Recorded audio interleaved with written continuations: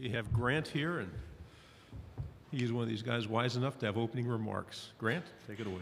Yeah, so I'm probably one of the only players. I don't know how they're doing it with opening remarks, but just a little bit about me is I'm a man of faith, man of loving football. I'm a family guy, and I'm loving Arkansas. So I'm excited for this year. I think we're going to be a really improved team just because of how we work and how Coach Pittman has instilled a culture of just working hard and just having that blue collar chip on us. So that's a little bit about me. I just wanted to give a little introduction. So for the questions. Great. We'll go to your right, front row here.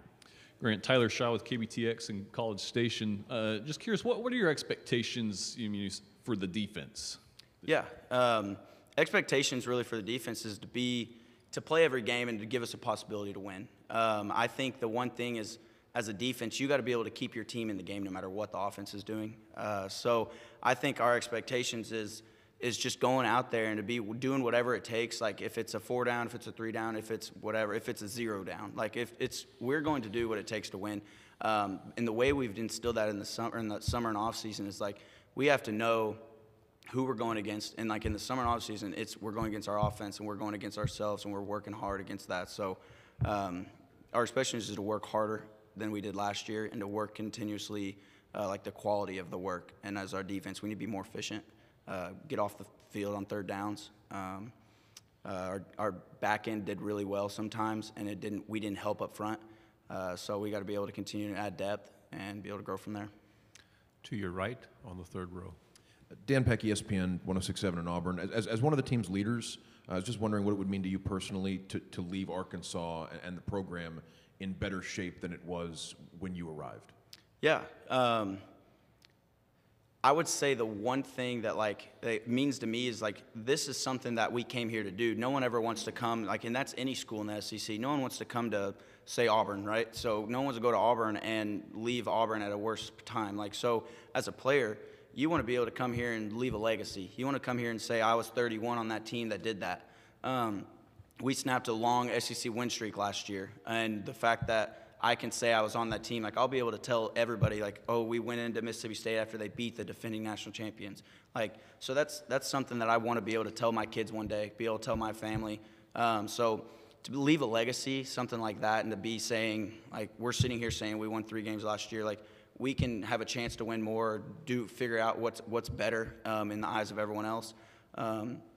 To be able to say I was a part of a team like that, or I played for Sam Pittman, who knows, he could end up being a really great coach at Arkansas. So that's that's exactly how I want to leave it. Kind of like you said, I want to leave a legacy.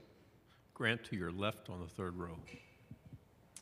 Just curious what it's like having Barry Odom as a defensive coordinator at Arkansas. Yeah, I promise you, he's the same guy here as he will be with us. He's a really great leader. The way he leads is passionate. It's purposeful. The words he uses isn't anything huge. It isn't anything he doesn't have a great it's smart vocabulary, but it's the smart in him is not through his words, but it's through his passion, his purpose, and it's through his X's and O's. When he talks football with you, you know he's one of the smartest coaches in America. And the way he explains everything, he knows this works. He knows it can work. It just has to be done by us. It puts it on to us saying, all right, it's worked everywhere else he has been. We need to make it work here. So I love the guy. I love him a lot. The way he coaches us, the way he is there for us, the way he leads us. But like I said, he's the same guy everywhere. He's consistent. And I think that's the one thing you want in a leader, no matter if it's players, coaches. You want a guy who's going to be the same guy every single day. And that's exactly what he is. To your right, standing in the 3rd row. Hey, Rob Brown, Sports 56, WHBQ, and Sideline Sports Radio in Memphis. Spend a lot of time in Arkansas, hunting camps and parking up in Hardy all the time.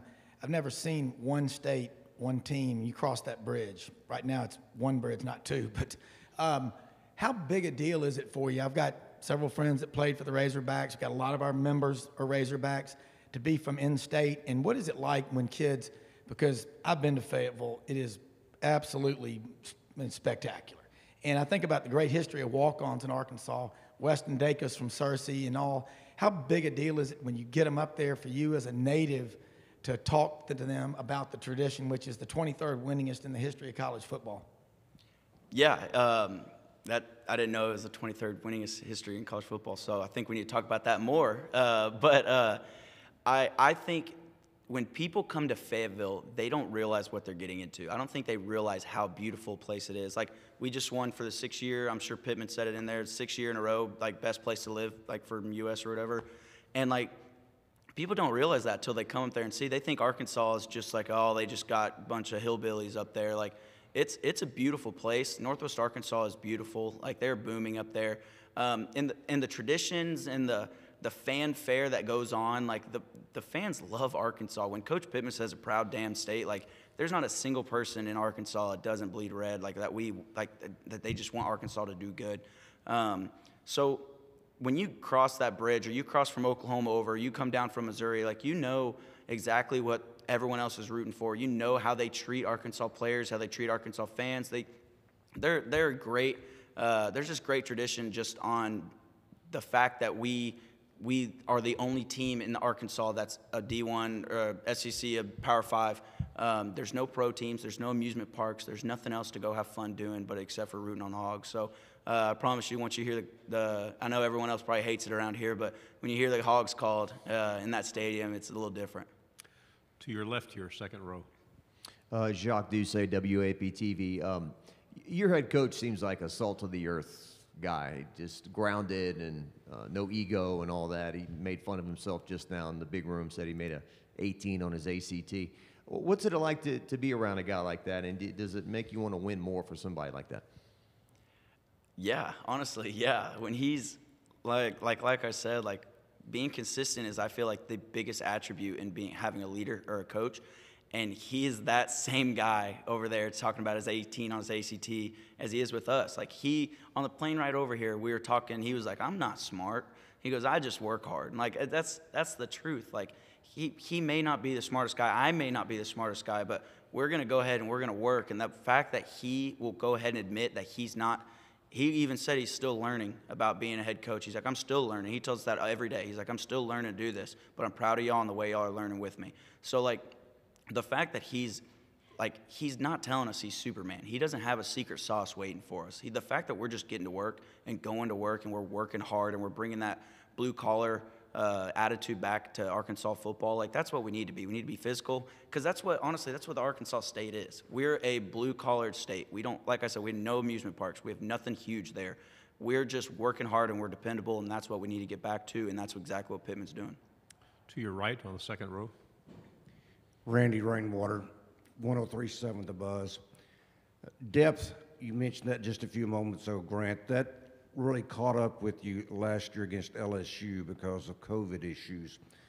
Talk about the depth you're seeing now in both the defensive line and even in the linebacking crew. Yeah, it definitely did catch up to us last year. I think that was why we kind of fell off at the end of the year. Depth with the D-line, we had to go into the transfer portal and we grabbed some guys who can play immediately, and they've done really well. But that purely made our other D-linemen a lot better. I haven't seen a jump like this in our D-line group since I've been here. The way that they've instilled what they've learned from where they came from and brought it over, and the other guys who are here already who thought it was their time saw that and go, oh, dang, I gotta work hard too. I gotta go. I'm still trying to play. So that's built depth purely alone. Who knows if those 3 transfers are going to play or not, but it made them work so much harder because of the competition around them. And we haven't had, at the D-line group, we haven't had a lot of competition just because we've kind of known who's going to be those starters, and so when you don't work hard, like when you don't have that competition that you need at every position, they don't work hard. That doesn't build depth. So this whole offseason has been really competitive for them. And honestly, we couldn't tell you right now who our starting D-linemen are, which is great. I think that's awesome, because I think that we have a lot of people that can be that, and that's a good problem to have when you have 1s and 2s, guys battling for that spot. The next question with linebackers is, we've worked a lot of young guys. We've worked with me, Bump, and Hayden being the older guys, and like D.D. Edwards. We've worked really hard at getting the next guys ready, and next guys be able to step up and take those snaps off of us. But I honestly can tell you right now, like, it was depth, but it was mainly us not getting off on third down. We didn't have a good third down efficiency last year. If we want to help ourselves, we need to get off the field. We need to play football less. And I think that was our main problem. We need to get off the field and be able to let these guys play. But the thing is we were having to play because we were putting ourselves in awful situations. So that's pretty much that. 2 quickies if we can. First, right here on the front row. Yeah, just curious. It seems every time you guys play Texas A&M, it's always a really close contest. Why do you think that is? I really don't know. I wish I could tell you right now a spot answer. I think we both, I think they're both really well-run programs. Even with the other coach that y'all had before that and we had before it, like it was just, they're kids who just want to play against Texas. They're kids that, honestly, I have no idea. I just think we fit each other well. But they're always a fun program to go up against. There's never been like fights or anything. Like I like the guys over there. They're good guys, good players, and they know like they're going to the league. Like they know they have a good future and they know what they can do to take the next step. So hats off to that program too. So it's always been fun to play them.